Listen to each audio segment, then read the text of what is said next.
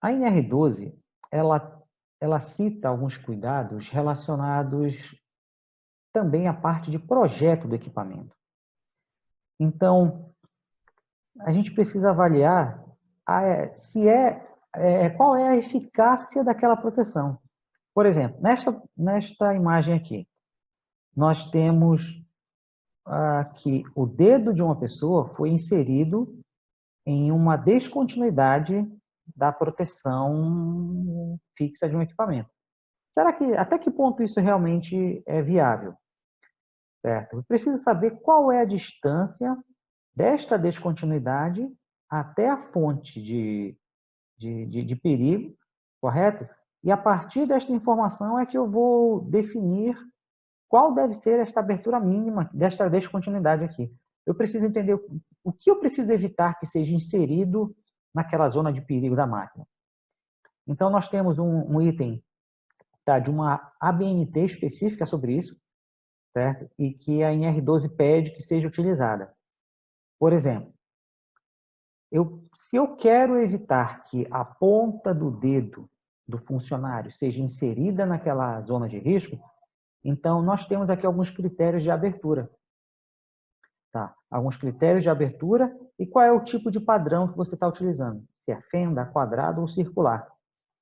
Então, se eu quero evitar que a ponta do dedo seja inserida, aqui nós temos que a espessura tem que ser ou menor do que 4 milímetros ou entre 4 e 6 milímetros.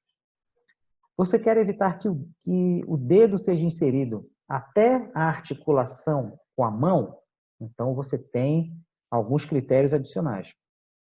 Novas distâncias a serem levadas em consideração. Agora você quer evitar que o braço seja inserido, né? Então você tem essa distância do braço até a junção com o ombro, ou seja, você tem essa distância que tem que ser computada para evitar esta inserção em uma zona de risco. Mas, novamente, isso é utilizado no momento da concepção do projeto daquela proteção. Por isso que tem que ser feito um estudo. Eu não consigo fazer proteção de qualquer maneira. De repente, eu posso fazer uma proteção e, ao final, descobrir que ela não protege adequadamente. Então, eu preciso, sim, de um projeto.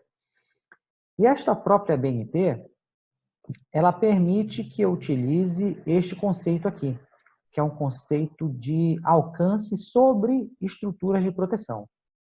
Então, é uma tabela, certo, em que a gente tem que levar em consideração alguns critérios. Eu preciso saber qual é a distância horizontal à zona de perigo.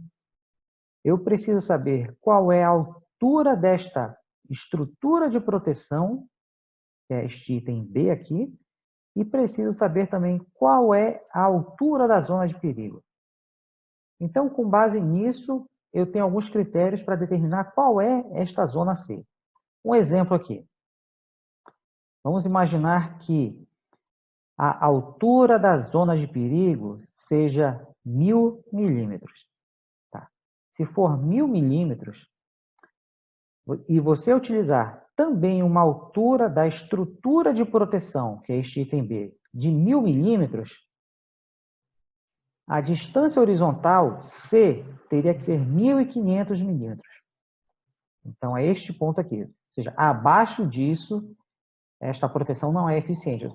Ou seja, são critérios para evitar que uma pessoa tenha acesso por cima desta estrutura de proteção e, dessa forma, tenha contato direto com a zona de perigo.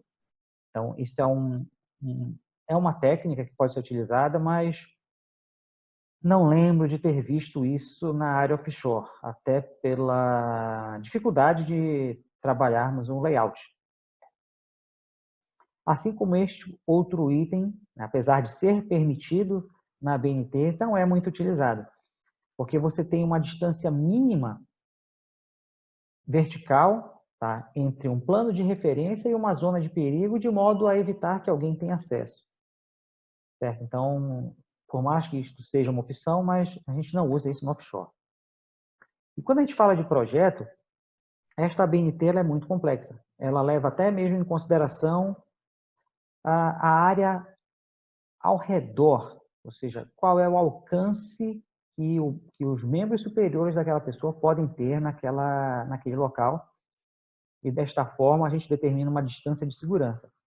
Ou seja, se é o antebraço inteiro que pode se mover, se você tem um determinado apoio, certo, até o punho, se você permite que apenas a articulação da ponta dos dedos seja feita, então tudo isso tem que ser levado em consideração no projeto. Aqui são os critérios para a gente determinar as cortinas de luz, certo? Você tem sim uma distância do piso até uma distância vertical da zona de perigo,